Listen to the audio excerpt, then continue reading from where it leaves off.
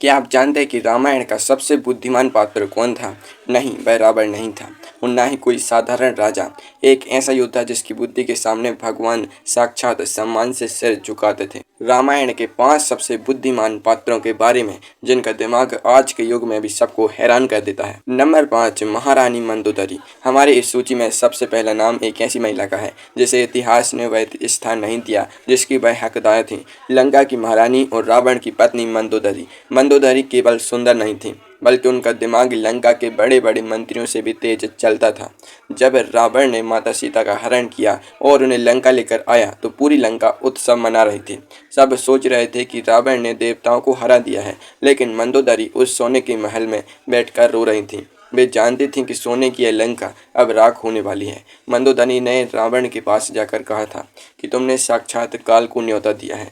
मंदोदरी की बुद्धिमत्ता इस बात में थी कि वे भविष्य को पहले ही देख लेती थी।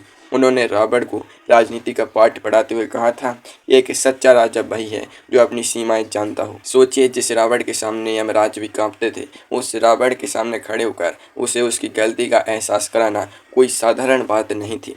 मंदोदरी ने रावण को समझाया कि श्री राम कोई साधारण मनुष्य नहीं है, वे ब्रह्मांड के स्वामी हैं। मंदोदरी ने अपनी बुद्धि से लंका को बचाने का आखिरी समय तक प्रयास किया। उन्होंने रावण से कहा कि सीता को सासम्मान वापस लौटा दो, इससे लंका के बच्चों और महिलाओं की जान बच जाएगी। मंदोदरी का यह निर्णय उनकी अद्भुत कूटनीति और दयालुता को दिखाता है। वो जानते थे कि युद्ध कभी किसी समस्या का समाधान नहीं होता, लेकिन क्या आप जानते हैं कि लंका में एक और ऐसा व्यक्ति था जिसने अपनी बुद्धि के बल पर इतिहास बदल दिया। एक ऐसा भाई जिसने अपने सगे भाई का साथ छोड़ दिया। क्या वह गद्दारी थी या उसकी बुद्धिमत्ता? चले जानते हैं अगले पायदान पर। नंबर 4 पर आते हैं रावण के छोटे भाई विभीषण। विभीषण को अक्सर लोग घर का भेदी कहते हैं, लेकिन अगर हम नीति और बुद्धि के नजरिए से देखें तो विभीषण लंका के सबसे बड़े रणनीतिकार थे। वे जानते थे कि अधर्म की नाव कितनी भी बड़ी हो, वह एक दिन डूबती जरूर है। जब रावण ने विभीषण को लात मारकर लंका से बाहर निकाल दिया, तब विभीषण के पास 2 रास्ते थे। या तो वो किसी दूसरे राज्य में जाकर छिप जाते या फिर धर्म का साथ देते। विभीषण ने अपनी बुद्धि का इस्तेमाल किया और श्री राम की शरण में चले गए।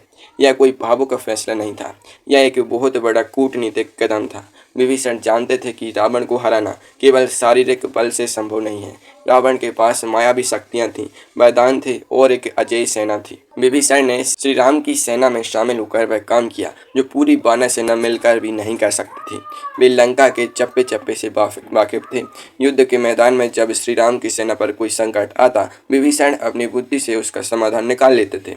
चाहे मेघनाद के यज्ञ को नष्ट करना हो या कुंभकर्ण की कमजोरी बताना हो, विभीषण के पास हर समस्या का हल था। और सबसे बड़ी बात, रावण की नाभि में अमृत होने का रहस्य भी केवल विभीषण ही जानते थे। अगर विभीषण अपनी बुद्धि से श्री राम का मार्गदर्शन नहीं करते तो यह युद्ध कई वर्षों तक चल सकता था। विभीषण ने साबित किया कि सही समय पर सही पक्ष चुनना ही असली बुद्धिमत्ता है। कथा में आगे बढ़ने से पहले एक पल के लिए रुकिए। क्या आपने कभी सोचा है कि जब समंदर के किनारे पूरी वानर सेना निराश बैठी थी, तब किसने हनुमान जी को उनकी शक्ति याद दिलाई थी? अगर वह पात्र ना होता तो शायद हनुमान जी कभी समंदर पार ही नहीं कर पाते। कौन था वह बूढ़ा बुद्धिमान जीव? आइए देखते हैं। नंबर 3 पर आते हैं ऋक्षराज जामवंत। जामवंत जी इस ब्रह्मांड के सबसे पुराने और अनुभवी जीवों में से एक थे। उन्होंने सतयुग भी देखा था और त्रेतायुग भी, जब समुद्र तट पर वानर सेना इस बात को लेकर परेशान थी कि 100 योजन विशाल समुद्र को कौन पार करेगा। तब सब अपनी अपनी क्षमता बता रहे थे। अंगद ने कहा कि वे जा तो सकते हैं, लेकिन वापस आने में संशय है। पूरी सेना में मायूसी छा गई थी। तभी जामवंत जी आगे आए। उन्होंने देखा कि एक कोने में हनुमान जी शांत बैठे हैं। जामवंत जी एक महान मनोवैज्ञानिक थे। वे जानते थे कि हनुमान जी को श्राप मिला है, जिसके कारण वे अपनी शक्तियाँ भूल चुके हैं। जामवंत जी हनुमान जी के पास गए। उन्होंने कोई जादू नहीं किया, बल्कि केवल शब्दों की शक्ति का उपयोग किया। उन्होंने हनुमान जी से कहा कि तुम पवन पुत्र हो, तुम्हारे लिए कोई भी कार्य असंभव नहीं है, तुम चुप क्यों बैठे हो? जामवंत जी के इन शब्दों ने हनुमान जी के भीतर सोए हुए शेर को जगा दिया। युद्ध के दौरान भी जामवंत जी श्री राम के मुख्य सलाहकार थे। जब भी रावण कोई नई चाल चलता, श्री राम सबसे पहले जामवंत जी के पास जाते थे। जामवंत जी के पास हर प्राचीन विद्या और जड़ी बूटी का ज्ञान था। जब लक्ष्मण जी को शक्ति बढ़ने लगा था, तब जामवंत जी ने ही सुषेण वैद्य को बुलाने और संजीवनी बूटी लाने की सलाह दी थी। उनकी बुद्धि शांत और स्थिर थी। वे कभी भी हड़बड़ी में फैसले नहीं लेते थे। उनका अनुभव ही उनकी सबसे बड़ी बुद्धि थी। अब हम उस नाम की बात करने जा रहे हैं जिसे सुनकर आपके रोंगटे खड़े हो जाएंगे। एक ऐसा खलनायक जिसकी बुद्धि का लोहा खुद भगवान विष्णु के अवतार भी मानते थे, जिसने अपनी बुद्धि से नवग्रहों को अपने पैरों के नीचे दबा रखा था। चलिए जानते हैं नंबर 2 के बारे में। नंबर 2 पर आता है लंका का राजा रावण। रावण भले ही इस कथा का खलनायक था, लेकिन उसकी बुद्धिमत्ता और ज्ञान की था पाना असंभव है। वह 4 वेदों और 6 शास्त्रों का प्रकांड पंडित था। रावण एक महान वैज्ञानिक, ज्योतिषी और संगीतकार था। उसने रावण संहिता नामक ग्रंथ की रचना की, जो आज भी ज्योतिष शास्त्र का एक अनमोल खजाना माना जाता है। रावण की बुद्धि इतनी तेज थी कि उसने अपनी गणनाओं से 9 ग्रहों को अपने नियंत्रण में कर लिया था।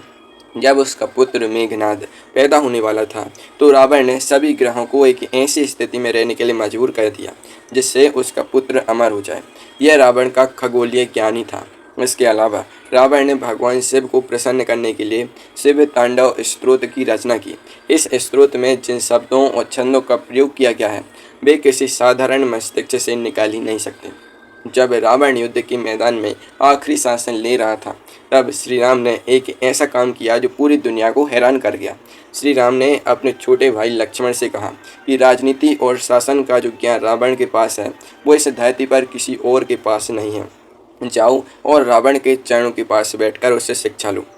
लक्ष्मण जी रावण के पास गए और रावण ने मरते मरते लक्ष्मण को जीवन की 3 सबसे बड़ी सीख दी। रावण ने कहा था कि शुभ कार्य को कभी टालना नहीं चाहिए और शत्रु को कभी छोटा नहीं समझना चाहिए। रावण की बुद्धि अद्वितीय थी, लेकिन उसका अहंकार उसकी बुद्धि पर भारी पड़ गया। यहाँ पर एक बहुत बड़ा सवाल उठता है।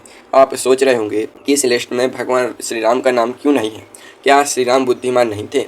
ठहरिए, श्री राम इस सूची में इसलिए नहीं है क्योंकि वे बुद्धिमानों की श्रेणी से बहुत ऊपर हैं। श्री राम साक्षात नारायण के अवतार थे।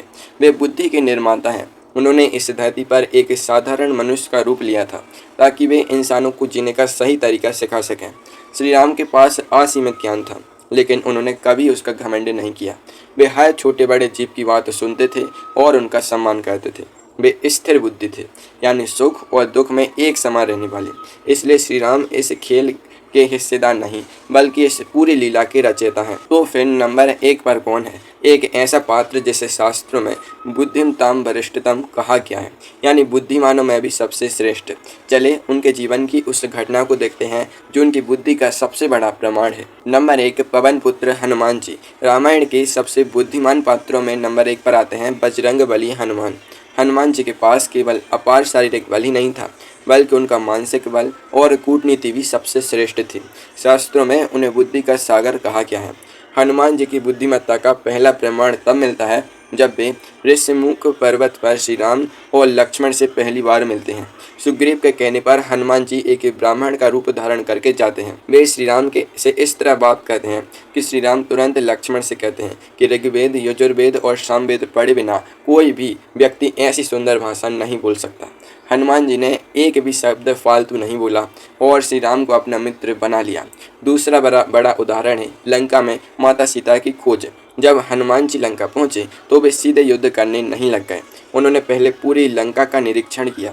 उन्होंने देखा कि लंका में विभीषण का एक ऐसा घर है जहाँ भगवान विष्णु के चिन्ह बने हैं। हनुमान जी ने अपनी बुद्धि से भांप लिया कि इस राक्षस नगरी में भी एक भक्त रहता है। उन्होंने विभीषण से मित्रता की और माता सीता का पता लगाया। जब वे अशोक वाटिका में माता सीता से मिले तो उन्होंने सीधे जाकर यह नहीं कहा कि मैं राम का दूत हैं। अगर वे ऐसा कहते तो सीता जी उन्हें रावण का कोई मायावी राक्षस समझ सकती थी।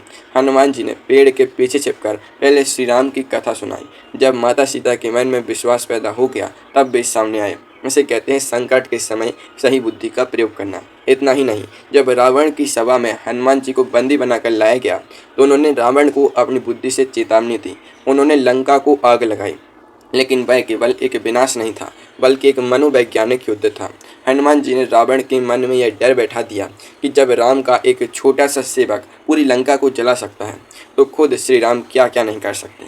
हनुमान जी बल और बुद्धि का एक ऐसा अनूठा संगम है जो उन्हें रावण और जामवंत जैसे दिग्गजों से भी आगे लाकर नंबर 1 पर खड़ा करता है।